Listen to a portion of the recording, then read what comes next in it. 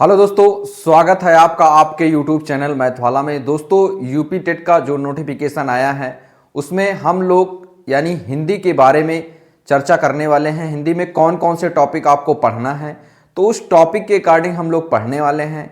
एक एक टॉपिक का हम लोग अध्ययन करेंगे और इसमें टिक लगाते हुए चलेंगे कि ये टॉपिक हमने कवर कर लिया है। जब वो टॉपिक कवर हो जाएगा तो उसके बाद आपको एमसीक्यू कराया जाएगा। तो पहले हम लोग थ्योरी क्लास करने वाले हैं, उसके बाद हम लोग एमसीक्यू यानी प्रैक्टिस करने वाले हैं। तो देखिए, सबसे पहले हिंदी में कौन कौन से टॉपिक आपको अच्छे से पढ़ना है। तो देखिएगा, सबसे पहला टॉपिक क्या दिया गया है। सबसे पहला टॉपिक दिया गया है हिंदी विषय वस्तु के बारे में हम लोग चर्चा कर रहे हैं। अपठित अनुच्छेद मतलब एक अपठित आपको गद्यांश या पद्यांश दिया जाएगा, उससे आपको एक क्वेश्चन या एक या दो क्वेश्चन, तीन क्वेश्चन पूछा जाएगा। अगला कह रहे हैं हिंदी वर्णमाला। हिंदी वर्णमाला में आपको स्वर और व्यंजन दोनों के बारे में अध्ययन करना है। स्वर किसे कहते हैं, स्वर कितने प्रकार के होते हैं, व्यंजन किसे कहते हैं, व्यंजन कितने प्रकार के होते हैं, सारा इसमें अध्ययन करना है। आगे देखते हैं वर्णों के मेल से मात्रिक अमात्रिक शब्दों की पहचान करनी है। वाक्य रचना की पहचान करनी है।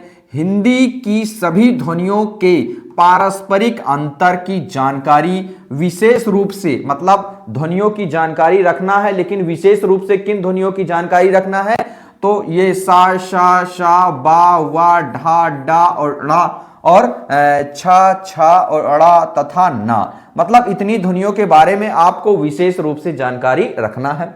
आगे देखते हैं हिंदी भाषा की सभी ध्वनियों, वर्णों, अनुस्वार, अनुनासिक एवं चंद्रबिंदु में अंतर, मतलब अनुनासिक क्या होता है, अनुस्वार क्या होता है और चंद्रबिंदु क्या होता है। अगला कह रहे हैं संयुक्ताक्षर। संयुक्ताक्षर का मतलब जो स्वर में होते हैं ए, ऐ, ओ, औ, और जो व्यंजन में होते हैं छ, त्रंग, ज्ञ, ये हो गया संयुक्ताक्षर। एवं अनुनासिक ध्वनियों के प्रयोग से बने शब्द की पहचान करना है। सभी प्रकार की मात्राएं, यानी अगर मात्राओं की बात करेंगे तो मात्राएं टोटल कितनी होती हैं, टोटल मात्राएं 10 होती हैं। उनमें सभी मात्राओं को आपको अध्ययन करना है। विराम चिन्ह जो होते हैं पूर्णतः अल्प विराम, अर्ध विराम, पूर्ण विराम, प्रश्नवाचक, विस्मयादिबोधक चिन्हों का प्रयोग, यानी आपको विराम चिन्ह टॉपिक में सारे चिन्ह पढ़ना है। आगे देखते हैं विलोम शब्द पढ़ना है। समानार्थी, तुकांत, आतुकांत, समान ध्वनियों वाले शब्द। आगे देखते हैं संज्ञा हो गया, सर्वनाम हो गया। संज्ञा पढ़ेंगे, संज्ञा के भेद पढ़ेंगे, पूरा इसमें करने वाले हैं। जैसे संज्ञा के 5 भेद होते हैं तो पांचों भेदों के बारे में हमको अध्ययन करना है। नेक्स्ट देखते हैं सर्वनाम। जैसे सर्वनाम के 6 भेद हैं, सर्वनाम की संख्या कितनी है 11 और सर्वनाम के प्रकार कितने हैं 6, तो सबके बारे में अध्ययन करना है। क्रिया किसे कहते हैं, सकर्मक क्रिया किसे कहते हैं, अकर्मक क्रिया किसे कहते हैं, विशेषण के कितने भेद होते हैं, विशेषण के जो 4 भेद होते हैं उनके सारे के बारे में हमको अध्ययन करना है। वचन हो गया, लिंग हो गया, काल हो गया। वचन किसे कहते हैं, एक वचन, द्विवचन, बहुवचन। लिंग किसे कहते हैं, पुल्लिंग, स्त्रीलिंग। काल हो गया जो होता है वर्तमान काल, भूतकाल, भविष्य काल। वर्तमान काल कितने प्रकार का होता है, 5 प्रकार का। भूतकाल कितने प्रकार का होता है, 6 प्रकार का। भविष्य काल कितने प्रकार का होता है, 3 प्रकार का। तो मतलब इनके सारे के बारे में हमको क्या करना है, अध्ययन करना है। आगे देखते हैं प्रत्यय क्या होता है, प्रत्यय क्या होता है, उपसर्ग क्या होता है। प्रत्यय का मतलब जो शब्द के बाद में लगता है उसके बारे में अध्ययन करना है। उपसर्ग का मतलब जो शब्द के पहले लगता है।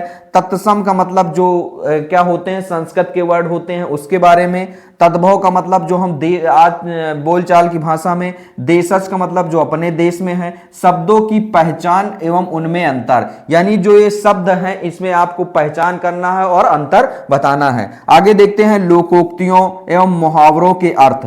लोकोक्तियां क्या होती हैं, मुहावरे क्या होते हैं, इनके बारे में अध्ययन करेंगे। आगे और देखने वाले हैं जैसे संधि। संधि में बेसिकली आपको टॉपिक बताया गया है। स्वर संधि हो गया, व्यंजन संधि हो गया, विसर्ग संधि हो गया। तो यानी स्वर संधि, व्यंजन संधि, विसर्ग संधि, तीनों संधि के बारे में हमको पढ़ना है। बेसिकली आपको क्या पढ़ना है, स्वर संधि के जो 5 भेद होते हैं, पांचों भेद के बारे में आपको चर्चा करनी है। जैसे दीर्घ संधि हो गया, गुण संधि हो गया, वृद्धि संधि हो गया, यण संधि हो गया और अयादि संधि हो गया। तो ये 5 संधि होती हैं स्वर संधि के, तो इन पांचों के बारे में आपको अध्ययन करना है। नेक्स्ट देखते हैं आपके स्क्रीन पे सेकंड देखते हैं क्या राइट है। देखेंगे संधि तक हो गया है अपना टॉपिक। देखिए संधि के बाद क्या आ जाएगा, वाच्य। संधि के बाद क्या आ जाएगा, वाच्य। देखिए वाच्य क्या होता है, वाच्य एक होता है कृतवाच्य, एक होता है कर्मवाच्य, एक होता है भाववाच्य। कृतवाच्य में कर्ता की प्रधानता, कर्मवाच्य में कर्म की, भाववाच्य में फीलिंग की। ठीक है, आगे देखेंगे समास। समास कितने होते हैं पूरा एकदम डिटेल से पढ़ने वाले हैं। जैसे समास होते हैं 6, तो अब उसमें अलंकार, अलंकार भी हम लोग पढ़ने वाले हैं। अलंकार के कितने भेद होते हैं, अलंकार क्या होता है, वाक्य की शोभा बढ़ाने वाले शब्दों को अलंकार कहते हैं, इन सब के बारे में अध्ययन करने वाले। आगे देखेंगे कवियों लेखकों की रचनाएं, हम लोग कवि और उनकी रचनाएं भी देखने वाले हैं। आगे देखेंगे हम लोग को जो शिक्षण आता है हिंदी में, उसको भी अब की ऐड किया गया है। तो देखिएगा क्या ऐड है, भाषा विकास का अध्ययन। क्या, भाषा विकास का अध्ययन। अधिगम और अर्जन, बच्चे कैसे सीखते हैं। ठीक है, अब भाषा अध्यापन के सिद्धांत, सुनने और बोलने की भूमिका, भाषा का कार्य तथा बालक इसे किस प्रकार एक उपकरण के रूप में प्रयोग करते हैं, ये बताना है आपको। मौखिक एवं लिखित रूप से विचारों का संप्रेषण, मतलब बालक कैसे बोलना सीखता है, बालक कैसे चलना सीखता है, कैसे अपने से बड़ों से बारे में सीखता है। संप्रेषण का मतलब ये होता है। आगे देखेंगे एक भिन्न कक्षा में भाषा पढ़ाने की चुनौतियां, यानी अगर कोई प्रतिभाशाली बालक है, कोई एकदम बेकार बालक है जो नहीं पढ़ पाता है, अक्षमता वाला बालक है, तो उसके बारे में आपके सामने जो चुनौतियां आएंगी उनको आपको कैसे सामना करना है, तो आगे देखने वाले हैं। नेक्स्ट आपके स्क्रीन पे थोड़ा सा अभी और सिलेबस इसमें बचा हुआ है, ये भाषा कौशल बताना है। क्या, भाषा कौशल जो होता है, सबसे पहले सुनना, बोलना, पढ़ना, लिखना जो होता है सुबोपलि करके, तो उसको हम लोग इसमें पढ़ने वाले हैं। भाषा बोधगम्यता और प्रवीणता का मूल्यांकन करना, बोलना, सुनना, पढ़ना और लिखना। हमने अभी बोला ना सुबोपलि होता है सुनना, बोलना, पढ़ना, लिखना, तो उसी के अकॉर्डिंग इसको पढ़ना है। अध्यापन पढ़ना, अधिगम सामग्रियां, पाठ्य पुस्तक हो गया, मल्टीमीडिया हो गया। पाठ्य पुस्तक का मतलब बुक हो गया, मल्टीमीडिया का मतलब जो आजकल हम लोग प्रयोग करते हैं, ऑनलाइन शिक्षा, ये हो गया। कक्षा का बहुभाषाई संसाधन हो गया, उपचारात्मक अध्यापन हो गया। तो ये सारे टॉपिक हम हिंदी में पढ़ने वाले हैं। सबसे पहले हम लोग स्टार्ट करेंगे एकदम बिल्कुल जीरो लेवल से, सारी चीजें गहन अध्ययन करेंगे, कोई भी टॉपिक हमारा छूटना नहीं चाहिए, और हमको 30 आउट ऑफ 30 इसमें लाना है। 30 क्वेश्चन होने वाले हैं, और 30 टोटल आपके कितने क्वेश्चन, 30 क्वेश्चन लाना है आपको। 30 आउट ऑफ 30 हम दिलाने वाले हैं। इसमें आपको एक भी नंबर का कटिंग नहीं होना चाहिए। अभी से हम लोग पढ़ना स्टार्ट करते हैं। तो दोस्तों, हम लोगों ने आपकी विस्तृत सिलेबस की चर्चा कर दिया है, आप इसी के अकॉर्डिंग कक्षा ले सकते हैं।